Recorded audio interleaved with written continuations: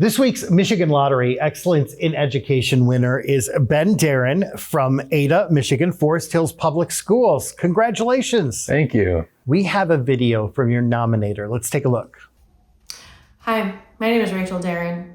I'm Ben's sister-in-law, and I am proud to nominate him for the Michigan Lottery Excellence in Education Award. And my name's Eric Darren. I'm Ben's brother.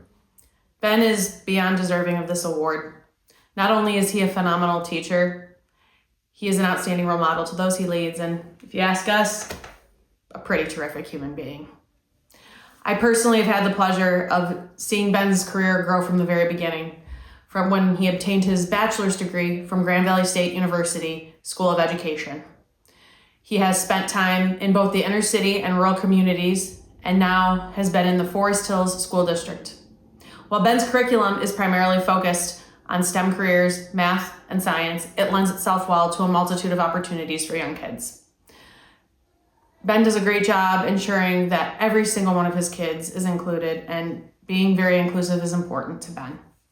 Whether it's tomorrow's doctors or tradesmen, his classes lend itself well to every kind of kid, and every kid could take something away from his class. Ben is also an incredibly kind and resilient person. He has beaten cancer multiple times, and each one has had a great attitude about it.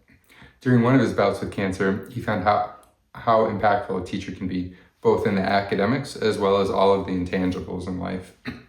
Ben wanted to grow up to be that person for others. He is currently also getting his degree at Calvin University to become a principal and increase his scope to impact those around him. Ben, we love you so much, buddy, and we're so proud of you. Congratulations. Congratulations, Ben. That is such a cool thing for them to do. I mean, education is one of those things that you don't get into it for the recognition and for the honor that you guys are bestowing upon us today. And to have that given and shown is very cool. I feel very grateful.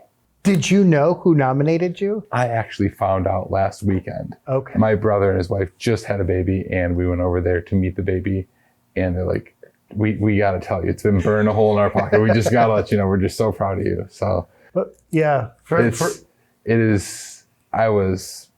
not a very emotional guy, but that was like, if anything's going to move me to feel in some sort of way, that's going to be the kind of thing. So yeah. Well, tell me about you and why you're a teacher.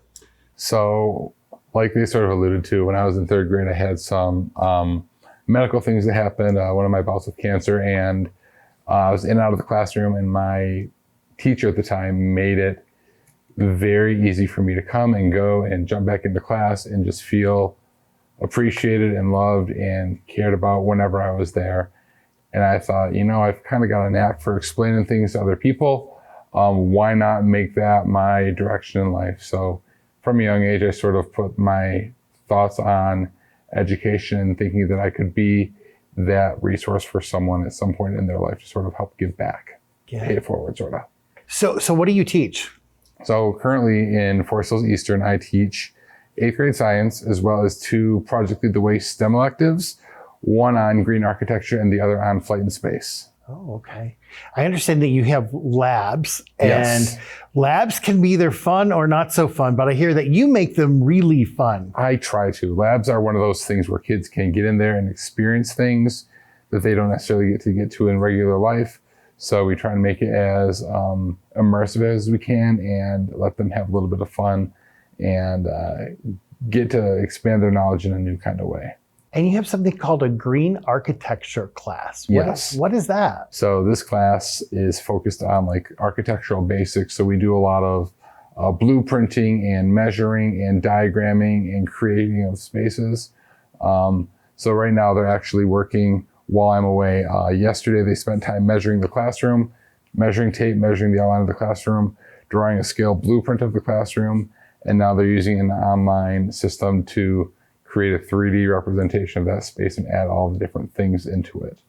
And then the green part down the line will be more of the environmentally friendliness kinds of things.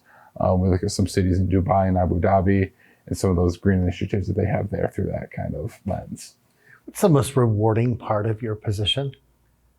I love it when kids figure something out, especially at the middle school level. There's so much that kids are navigating that is new and different, and they have to wrestle with it for a while. they've got to figure out how to do XYZ, how to navigate friend groups, how to do a new science task or a new kind of test. And to see that struggle and to see them have success afterwards, or even just become more comfortable with the struggle, is really pretty rewarding. It's like, okay, what we're doing, it's making a difference here, and it's impacting the lives of these kiddos. And I know it makes a difference for the kid. What about you? When you see that spark go off, what's that like for you? It's very validating, like knowing that, okay, things are working well for the kid. I feel like what I'm doing is making a difference, and it's sort of that rejuvenating factor that keeps you going every day. What advice would you have for somebody out there who may be watching thinking, maybe I would be a good teacher? I think you've got to be ready to give yourself to the profession, and you've got to be willing to realize that you're going to make a difference in someone's life. So you've got to be ready for that weight and that gravity of, you're going to be that person. Everyone has their favorite teacher, and that everybody's favorite teacher was just a person thinking, I'm going to be in education at some point. So you got to be ready to step into those shoes that you're putting forward for yourself of, you could be that for somebody someday, and you've got to be ready to make that jump when it's time. This question kind of goes off of that. Fast forward 10 years from now, you're out and about, you run into a former student. What do you hope that student says to you about their experience and time in your classroom? I would hope that they have fond memories of feeling like we've built a community together, and they have good memories of being with classmates, doing things that engage them and they enjoyed coming every day. School can be a very boring place. So I would hope that kids who are spending time with me are remembering the times where we got to do the fun things and feeling appreciated along the way, if that makes sense. Yeah. Well, we sure appreciate you. Thank you so much. Thank you so much. Congratulations. Thank you. Ben from Forest Hills Eastern Middle School receives a $2,000 check from Lottery Commissioner Susanna Shkreli. Excellence in Education Awards sponsored by the Michigan Lottery, providing more than $29 billion to public education since 1972.